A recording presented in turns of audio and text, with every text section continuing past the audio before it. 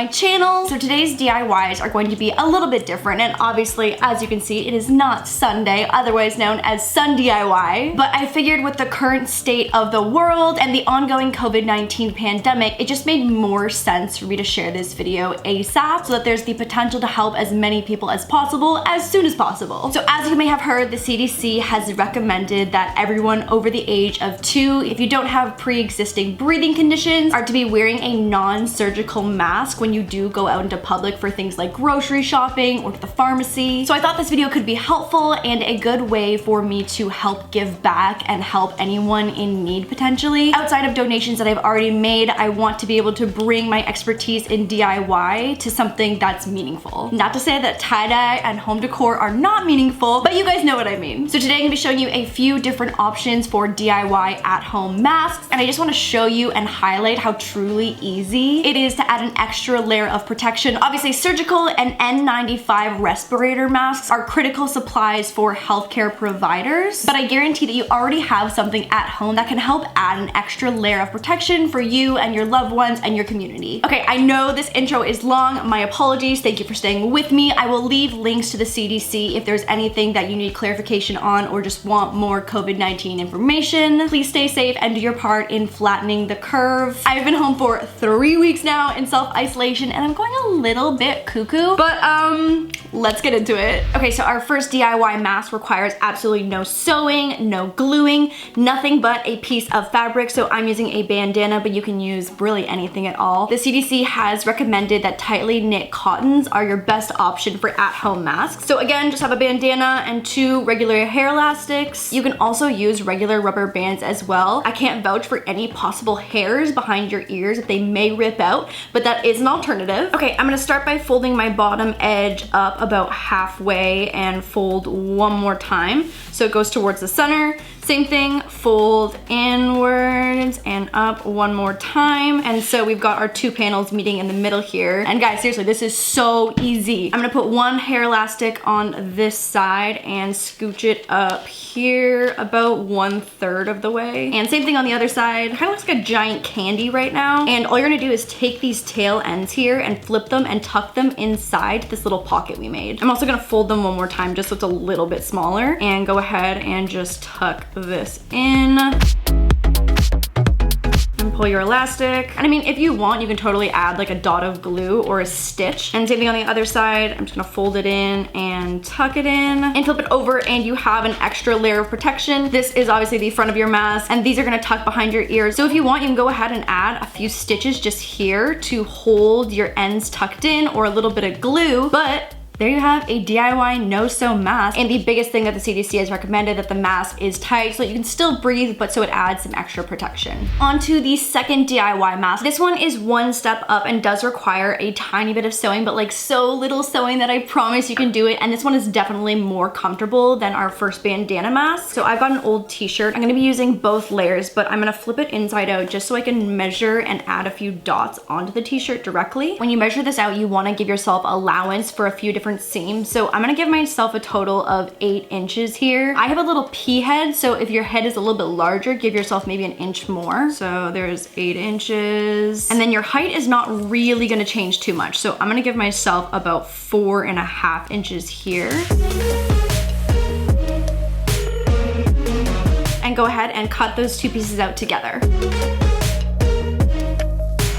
Obviously, I think it goes without saying, it does not matter if your mask is cute. Obviously, I'm scrapping this shirt anyways, so thought I'd just go for the butterfly portion as the front of the mask anyways, but thought that I should get that out of the way. Also, if you're scrapping a whole t-shirt and want to make a bunch for your family, you could also just do this in bulk and measure them out in a grid so you can get 4, 5, or 6 out of one shirt. Okay, so a little bit of sewing, stay with me. We're essentially just gonna close the edge up here. You don't even have to fold it in if you don't want. It's just to attach these 2 pieces together. So we're gonna do 1 seam here, 1 seam here. Again, totally keep your rough edge. Do what you want. If you're hand sewing, just the regular old straight stitch. And then on these sides, we're gonna fold these in and make a little pocket so that a string or an elastic or yarn, thread, whatever you wanna put in there can act as the straps that are gonna wrap around your ears.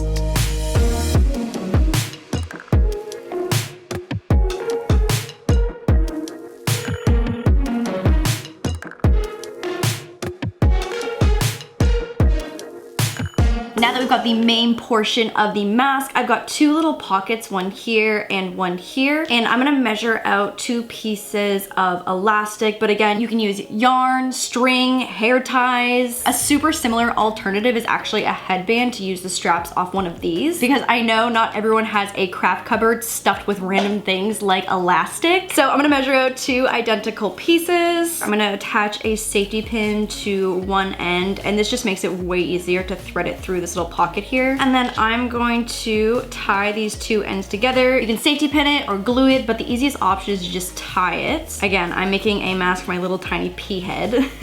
So yours might be a little longer. Okay, so there is my knot, and I'm just gonna slide this around so that the knot is on the inside and it just hides the knot right inside that pocket. And then repeat that process on the other side.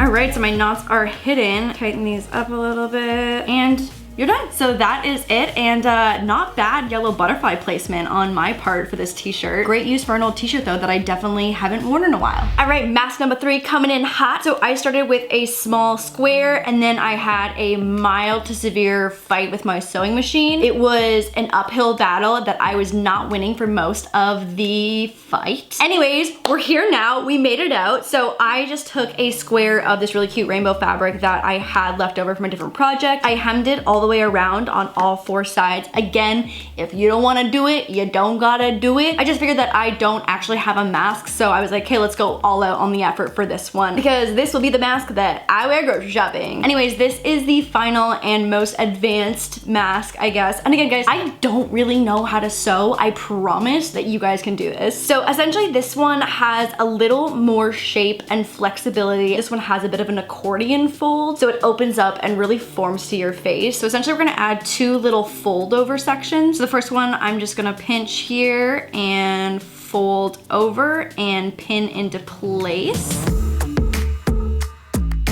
And then same thing, I'm going to fold and pin into place.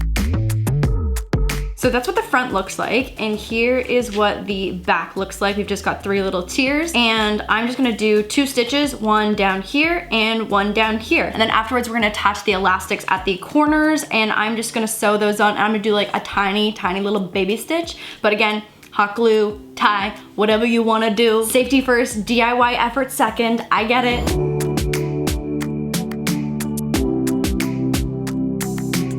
It's time to attach the elastics. I cut 2 in the same size, and they're gonna be attached to all 4 corners.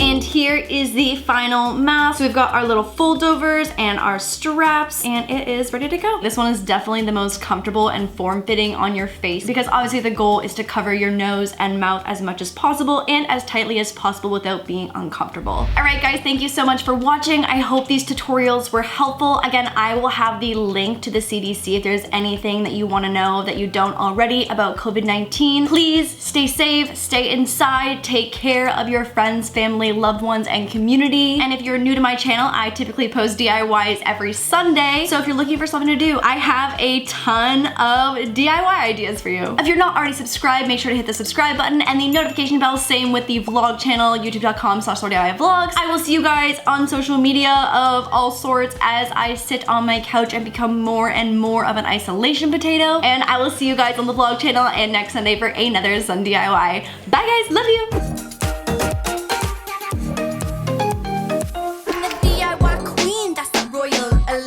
My pretty little kingdom out here running the